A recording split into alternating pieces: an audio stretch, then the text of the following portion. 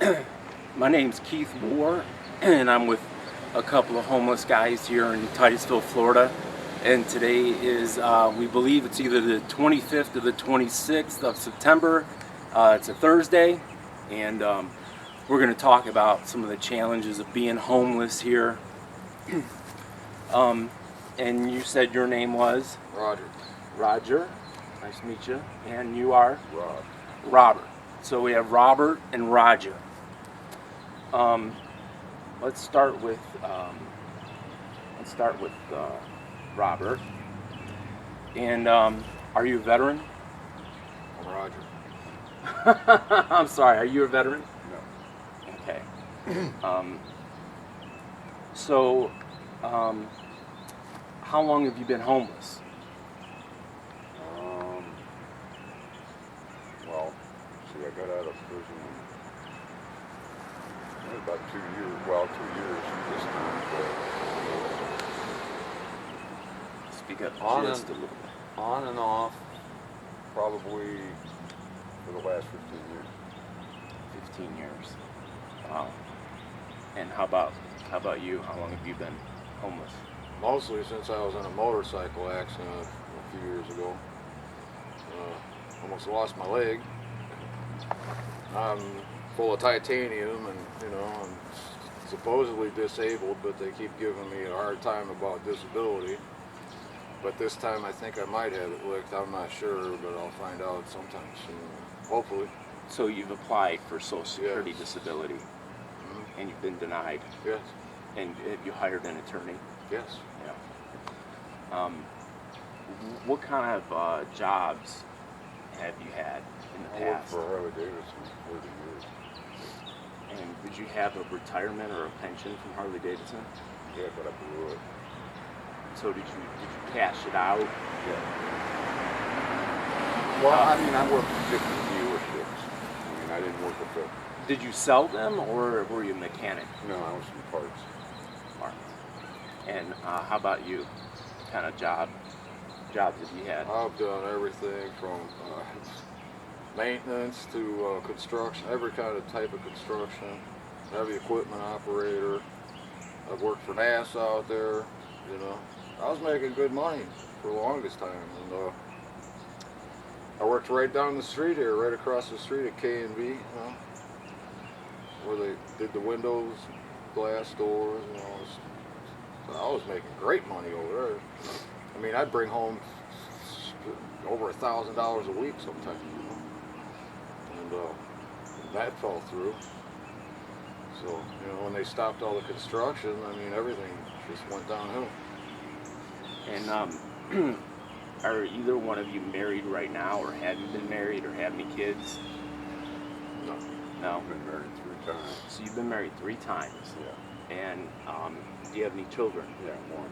And how old is your child? 35. 35. Does your child know that you're homeless and on the street? Yeah. And does your child have a home? Yeah. Is a male or a female? Male. And does he live in Florida? Yeah, he was in Panama City. And do you guys speak, or is there a reason you guys? Yeah, I mean, I've talked to him. He came down, matter of fact.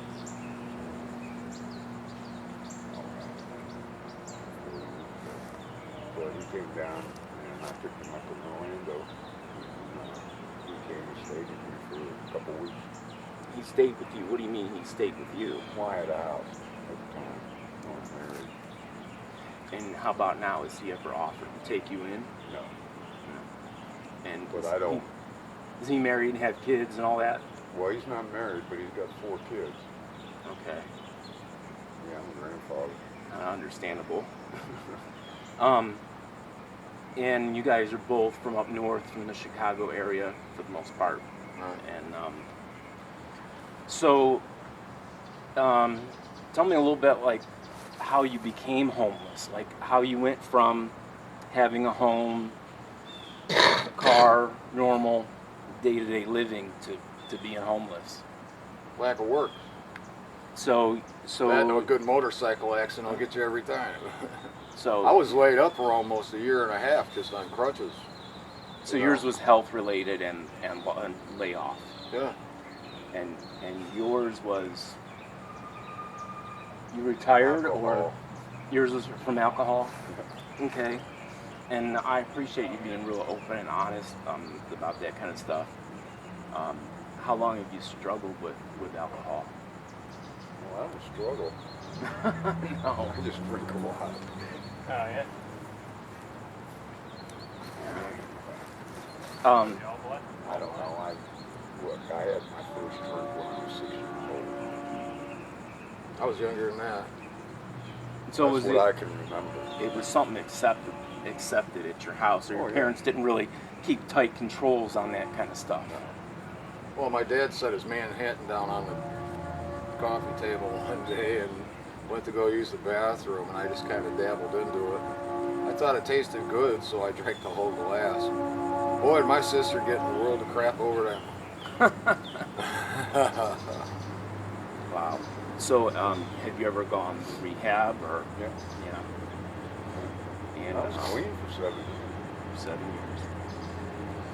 And is it frustrating when people think, you just quit drinking? Just quit. And My doctor told me if I quit, it'd kill me. well, I think most people in society think, quit drinking, get a job, you won't be homeless. But it's kind of not really that simple. Well, it's not, because I was staying up the street here, and nobody wants to hire a 58-year-old man who's an ex-felon. So, did you have your encounters with the police because of the alcoholism? Did that kind of lead you into making some bad choices, doing some bad things? Yeah. DUIs, any of that kind of stuff? Oh, yeah. Yeah. Oh, yeah. And I wanted to ask you guys too about your interaction with police, because I think most people don't realize that it is indirectly illegal to be homeless, because you can't pitch a tent in my yard because I'll call the cops and have you thrown out. You can't stay on the sidewalk because that's for traveling.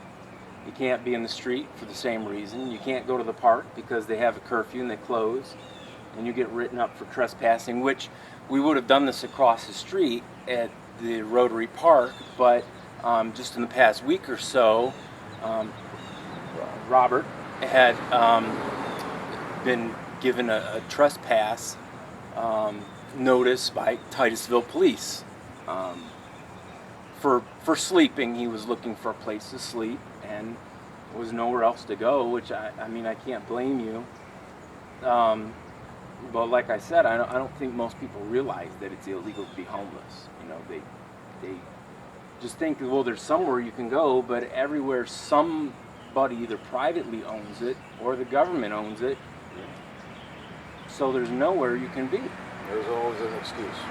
Right, there's always an excuse to arrest you and things like that. So have you ever, on cold nights, either one of you, thought to yourself, boy, it's really cold out here, I'm hungry, I can just go up to the corner gas station, steal a candy bar in front of the clerk, and tell them to call the cops?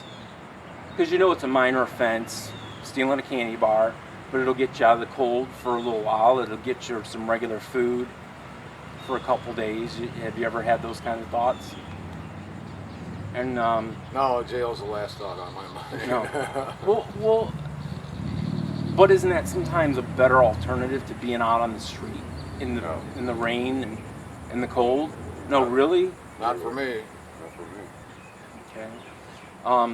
How about other things like churches or charities? Have any of those people ever taken you in, or?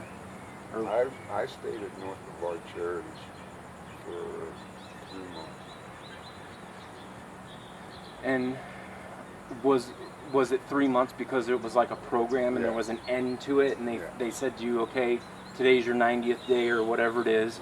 Right. This is what we have to offer you, and at that point, You're basically on the No, street. what I did is I screwed up. They were going to give me a job and everything. How did you screw up? When I drank. So you came back and you were intoxicated and they realized it, Yeah. and then they asked you what immediately to No, leave. I left on my own because it got complicated, but I left on my own. Did they ever offer you any kind of substance abuse help or recovery? Well, that's what it was all about. They picked me up at the church, and I had to jump through a few hoops to get in, and then, like I said, after 90 days, I just went out and they gave me some money and went out and drank. Well, that's the other thing too is people don't realize that drug and alcohol addiction is it's recognized to be a mental disorder or disease, and therefore it's a sickness or an illness. And people don't realize, like when you have cancer and you get chemotherapy, your hair falls out.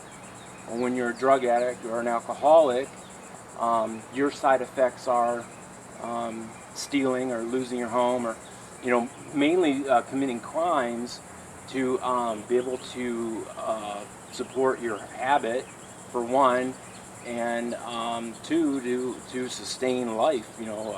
Food, water, I'm sure, shelter, clothing. What do you guys generally do when you need clothes?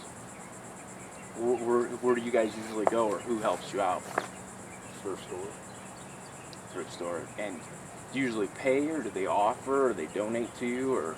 No, they usually, they gave me my stuff, Depends on which ones you go to. It depends on which ones, yeah. And you guys have been homeless in other cities besides Titusville, Florida, obviously, or counties. And how would you say that Titusville has treated you as a homeless person?